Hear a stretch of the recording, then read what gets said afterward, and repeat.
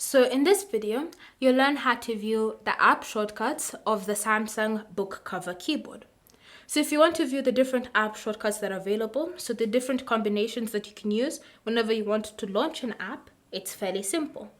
Start by opening the Settings app, and in Settings, you want to scroll and select General Management.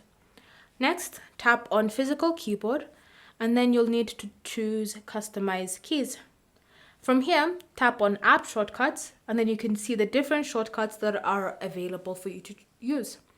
So for example, you'll notice that Command B is set to open Contacts.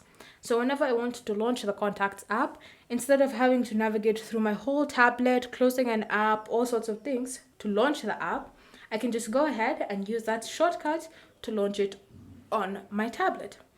And again, you can just go back and you can find another shortcut that you would want to use, and then just go ahead and use it.